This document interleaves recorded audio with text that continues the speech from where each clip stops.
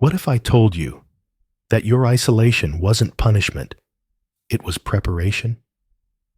That the silence in your life right now isn't God forgetting you, it's Him hiding you. Elijah was one of the most powerful prophets in Scripture, called by God, anointed, brave. And yet, before the fire from heaven, before the showdown on Mount Carmel, God sent him into hiding, not to destroy him, but to develop him. Have you ever felt hidden? Like God called you, spoke something deep to your spirit, and then disappeared? No spotlight, no confirmation, no crowd cheering you on, just silence. It's not that you're off course. It's not that you missed the mark. It's that God sometimes hides the ones He intends to use the most, not to punish them, but to prepare them. Elijah, the man who would one day stand before kings, the prophet who would call down fire from heaven with a single prayer. But before the fire, there was isolation. Before the miracle, there was obscurity. God said to him, "Go, hide yourself." Think about that. A man who carried the voice of God in his mouth was sent into silence. Why? Because the preparation for public purpose often begins in private places. So if you're in a season where it feels like nothing's moving, where the doors have closed, where your prayers feel like echoes in an empty cave, you're not forgotten.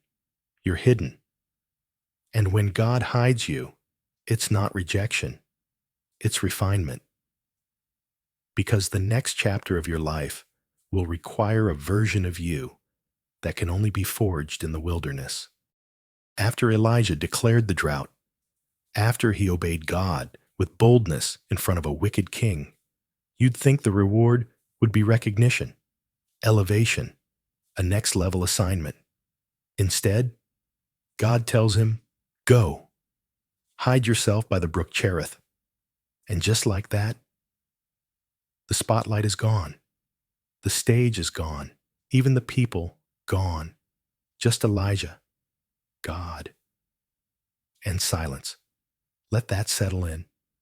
Sometimes your obedience won't lead to applause. It'll lead to obscurity, not because you failed, but because God is about to build something inside you that no one can see yet. The brook Cherith wasn't just a place of provision. It was a place of breaking, where God removed the noise, stripped away the pride, and tested Elijah's ability to live off just enough. A few sips from the brook, a small portion from the raven, day by day. Some of you are in that same place right now.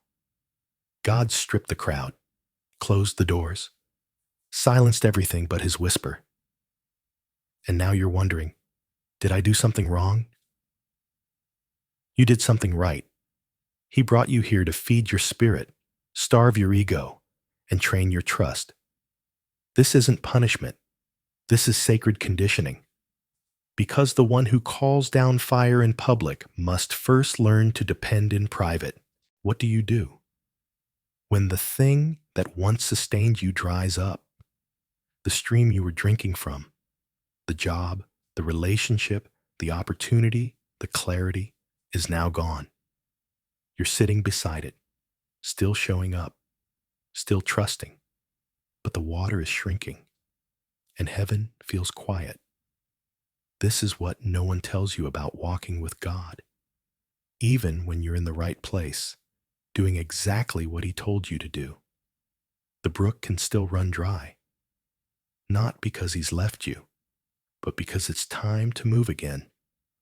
Some of you are holding on to things God already drained, afraid that if you let go, you'll have nothing.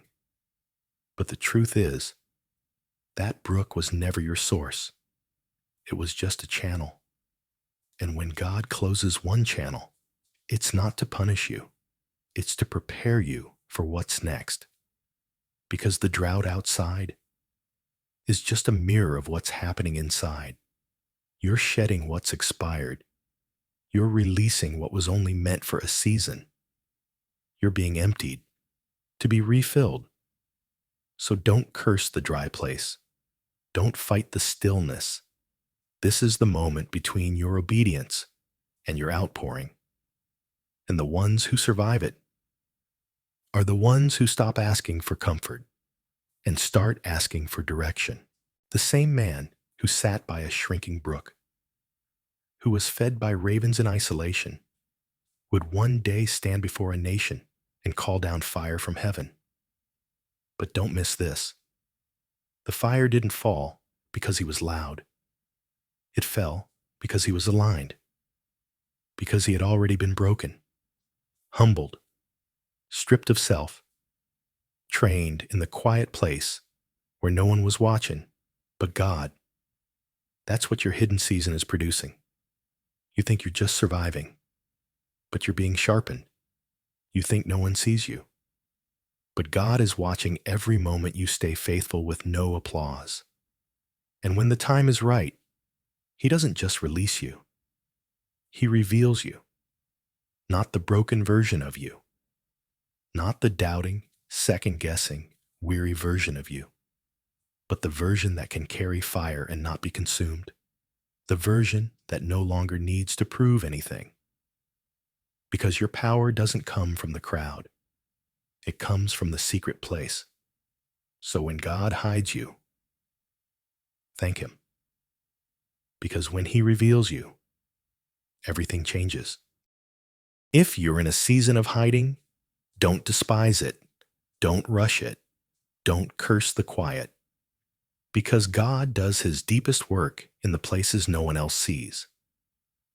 If this message met you where you are, drop a comment. I'm in my Cherith season, but I trust the fire is coming. Share this with someone who feels unseen. Remind them, hidden doesn't mean forgotten. And if you're ready for more spirit-led content that speaks to the journey of the chosen, subscribe. Because the next word may be the one that unlocks your next assignment. You're not being buried. You're being built. And we're on this journey together.